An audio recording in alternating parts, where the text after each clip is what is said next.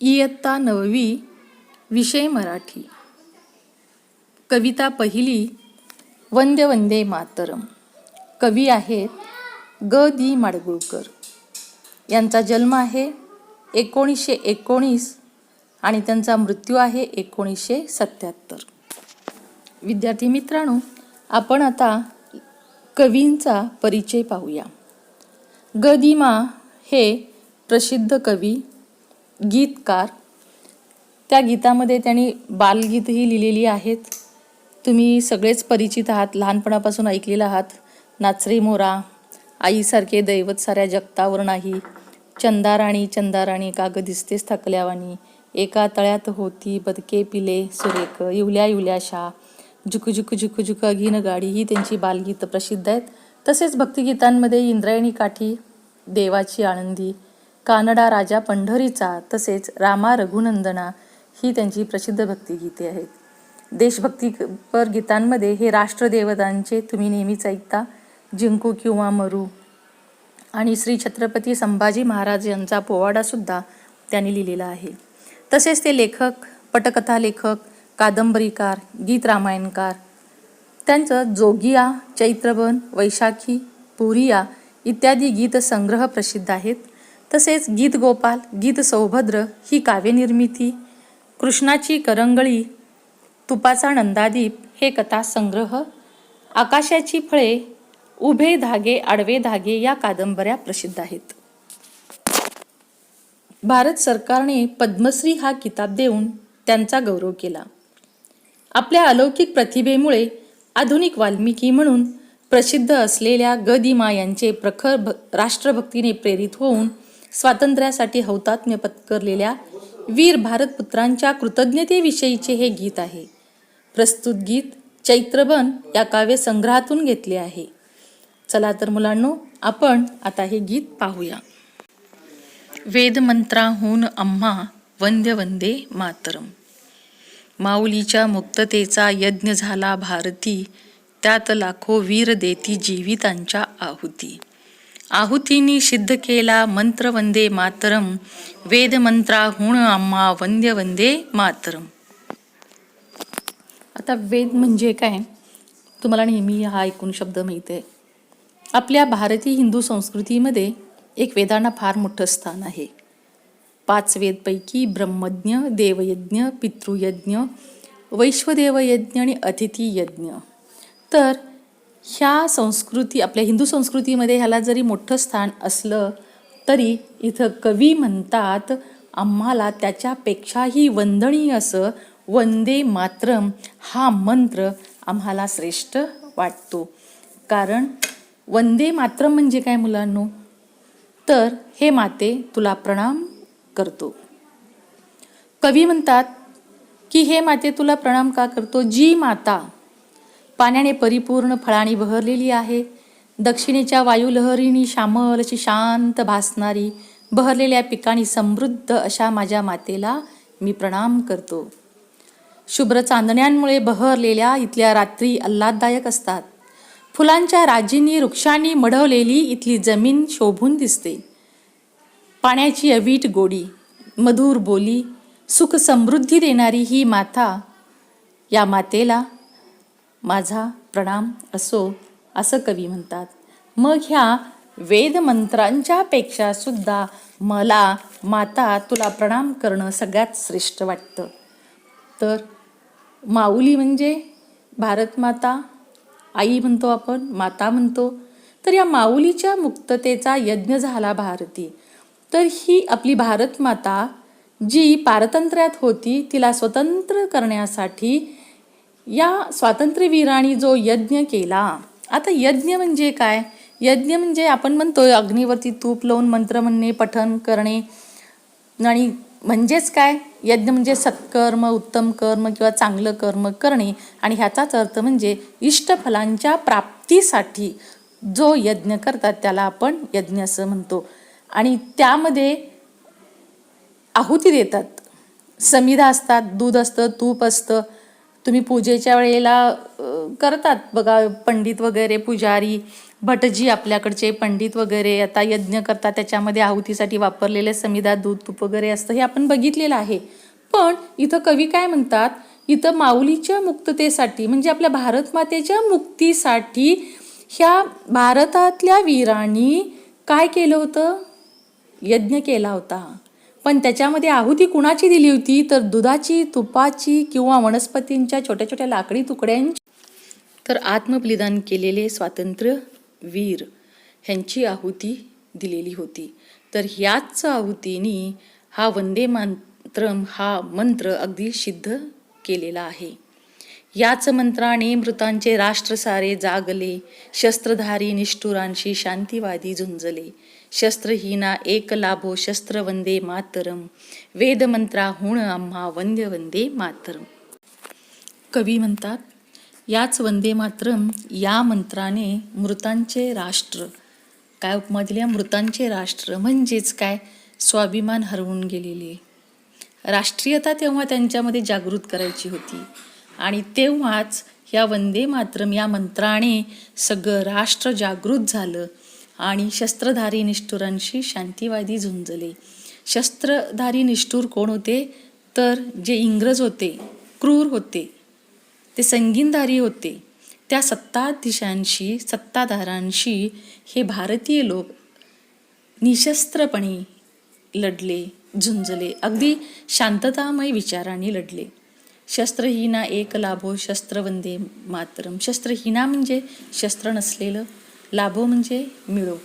तर शस्त्र न घेता शांततामय पद्धतीने जे भारतीय लढले, ज्या भारत मातेला ज्यांनी स्वतंत्र केलं, असं हे वीर भारतपुत्र जे आहेत त्यांना एकच मंत्र माहीत होता आणि एकच शस्त्र होतं त्यांचं, ते म्हणजे वंदे मातरम. निर्मिला हा मंत्र ज्यांनी आचरिला झुंजुनी, ते हुतात्मे देव झाले स्वर्गलोकी जाऊनी. गातयांच्या आरतीचे गीत वंदे मातरम. निर्मिला म्हणजे निर्माण केला, आचरिला म्हणजे वर्तनात आणणे, हुतात्मे ज्यांनी स्वातंत्र्यामध्ये त्या लढ्यामध्ये आहुती दिली, ते वीरमरण प्राप्त झालेले हुतात्मे. आणि कवी तर सांगतात की ज्यांनी या मंत्राची निर्मिती केली आणि तो मंत्र स्वतः त्या मंत्राचं आचरण करून त्या इंग्रजांशी लढले, झुंज दिला, हा ज्यांनी मंत्र निर्माण केला ते स्वतः आचरणात आणले आणि इंग्रजांशी लढले, झुंजले, त्यांना हौतात्म्य प्राप्त झालं, देवत्व प्राप्त झालं, ते स्वर्गलोकी गेले, त्यांना देवत्व प्राप्त झालं. त्यांच्या त्या बलिदानाची आज जाणीव आहे. त्या राष्ट्रभक्तीनं प्रेरित होऊन स्वातंत्र्यासाठी हौतात्म्य पत्करलेल्या भारतपुत्रांची आपण आरती करूया, त्यांच्यासाठी गीत गाऊया. तर हे गौरवगीत आपण जी जी लोक स्वातंत्र्यासाठी हा वंदे मातरम मंत्र आचरून इंग्रजांशी लढा दिला, त्यांची जे स्वर्गलोकी गेलेले आहेत हौतात्म्य पत्करून, त्यांच्यासाठी आपण आरती गाऊया, त्यांची आरती गाऊया, असं कवी म्हणतात. मुलांनो, पान नंबर 2 वरती आधुनिक वाल्मिकी गदिमा म्हणजेच गजानन दिगंबर माडगूळकर त्यांच्याविषयी मी थोडंसं वाचून दाखवते. शारदेच्या साहित्य रत्न दरबारातील एक अग्रणी नाव म्हणजे गजानन दिगंबर माडगूळकर. गदिमा म्हणजे मूर्तिमंत प्रतिभा. गदिमा यांच्या सृजनशील प्रतिभेचा उदंड ठेवा महाराष्ट्राला लाभला आहे. ओव्या अभंगांपासून काव्याचे अनेक प्रकार गदिमांच्या प्रतिभेची साक्ष देतातच, परंतु गीत रामायण हा श्री रामप्रभूंच्या जीवनकथेचा काव्यबद्ध आविष्कार व त्याचा संगीतमय प्रवास. उभ्या महाराष्ट्राला वेड लावणारे हे दीर्घ काव्य म्हणजे गदिमा व युगनिर्माते, संगीतकार, गायक सुधीर फडके यांनी मराठी साहित्य क्षेत्रात घडवलेला चमत्कार होय. पुणे आकाशवाणीने संपूर्ण गीत रामायण अखंडपणे वर्षभर प्रसारित करून आकाशवाणीच्या इतिहासात विक्रमाची नोंद केली आहे. गीत रामायणाच्या निर्मितीमुळे आधुनिक वाल्मिकी म्हणून मान्यता पावलेल्या गदिमांना शब्दप्रभू ही उपाधी अत्यंत सार्थ ठरते. गीत रामायणातील एक एक शब्द हा चपकलपणे शब्दरचनेचे मूर्त उदाहरण आहे. मुख्य म्हणजे प्रत्येक गीताची, कवितेची एक जन्म कहाणी असते. त्यामागे कवीचा विचार, कल्पना, संवेदनशीलता व निसर्गदत्त प्रतिभा असते. 1/4/1955 प्रथम प्रसारण झालेल्या गीत रामायणातील पहिल्या गीताने सर्व रसिकांना एक अनोखा श्रवणानुभव दिला. गदिमांनी त्यांच्या एकटाकी लेखन शैलीनं स्वये श्रीराम प्रभू ऐकती हे गीत लिहून हातावेगळं केलं. हे गीत भूपरागावर आधारित आहे. या गीतासाठी बाबूजींनी अप्रतिम चाल तयार केली. आपल्या जादूमय शब्दांनी डोळ्यांसमोर दृश्य निर्माण करणारे गदिमा व रसाळ चाल लावून आपल्या दैवी आवाजात गाणारे सुधीर फडके यांनी रसिकांना जिंकलं. राम जन्मला ग सखी राम जन्मला या गीताची जन्मकथा मात्र अत्यंत उत्कंठा वाढवणारा कालखंड होता. मर्यादा पुरुषोत्तम श्रीरामाचा जन्म, मग त्याच्यासाठीच्या गीताची जन्मकथा ही तशीच असणार ना? जेव्हा हे गीत गदिमांनी लिहायला घेतले तेव्हा गदिमांना काही सुचत नव्हते. तेव्हाचा हा प्रसंग गदिमांचे चिरंजीव श्रीधर माडगूळकर यांच्याच शब्दात. बघा ते काय म्हणतात. गावाकडची आठवण येते वाटतं. चहाचा कप हातात घेऊन इतका वेळ स्वस्त गदिमांकडे पाहत उभी असलेली माझी आई त्यांना म्हणाली. तेव्हा तंद्रीतून जागे होत गदिमा तिला म्हणाले, अगं गीत रामायणातलं पुढचं गाणं उद्याच बाबूजींना दिलं पाहिजे, पण काही सुचतच नाही बघ. सुचेल एवढा एकच आश्वासक शब्द उच्चारून आई पुन्हा घरात कामासाठी निघून गेली. संध्याकाळी गदिमा एकटेच लांबवर अगदी थेट रेंज हिल्सपर्यंत पायीच फिरून आले. आल्या आल्याच आईला म्हणाले, आज मागील दारी तुळशी वृंदावनाच्या कट्ट्यावरच माझी बैठक घाल. पंत बाळेकुंद्री महाराजांच्या स्पर्शाने पवित्र झालेल्या त्या जागी तरी काही सुचते का ते बघतो. त्यांच्या सांगण्याप्रमाणे आईने तुळशी वृंदावनाच्या कट्ट्यावरच गादी घालून त्यावर पांढरी शुभ्र चादर घातली. पाठीमागे लोड तक्के ठेवले. शेजारी बदकाच्या आकाराचे त्यांचे पानसुपारीचे तबक ठेवले. जवळ चंदनाच्या सुगंधाची उदबत्ती लावून ठेवली. पप्पा मागच्या अंगणात लिहायला बसलेत, अजिबात दंगा करू नका अशी आम्हाला तंबी देऊन ती पुन्हा रात्रीच्या स्वयंपाकाच्या तयारीला लागली. जाताना नेमा काकाला तुळशी वृंदावनाजवळ एक ट्यूबलाईट लावून ठेवायला सांगायची, मात्र ती विसरली नाही. संध्याकाळ उलटत चालली. तुळशी वृंदावनावर छाया धरणाऱ्या अशोक वृक्षाची पाने पश्चिमेकडून सुटलेल्या उन्हाळी वाऱ्यामुळे सळसळू लागली. तरी गदिमांच्या पॅडवरील कागदावर एक शब्दही लिहून झाला नव्हता. आईने पुन्हा एकदा त्यांना चहा दिला आणि तुम्ही खाली बसला आहात तोपर्यंत मी वरच्या मजल्यावरील तुमची बैठकीची खोली आवरून येते. काही लागलं तर हाक मारा असे सांगून ती निघून गेली. त्यालाही आता बराच वेळ झाला होता. मध्यरात्र उलटून गेली तरी गदिमांकडून काहीच निरोप येत नाही हे पाहिल्यावर थोड्याशा काळजीत तिने खाली तुळशी वृंदावनाजवळ बसलेल्या गदिमांना विचारले, अहो जेवणाबिवणाचा काही विचार आहे की नाही? जवळजवळ 12 वाजून गेले आहेत. झालं की नाही तुमचं लिहून? अगं एवढी घाई कशाला करतेस? प्रत्यक्ष प्रभू रामचंद्र जन्माला यायचेत. तो काय अण्णा माडगूळकर जन्माला येतोय थोडाच? वेळ हा लागणारच.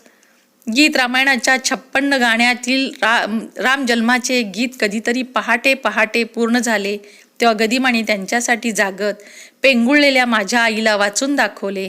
तेव्हा त्यांच्याविषयीच्या अभिमानाने तिचा ऊर भरून आला.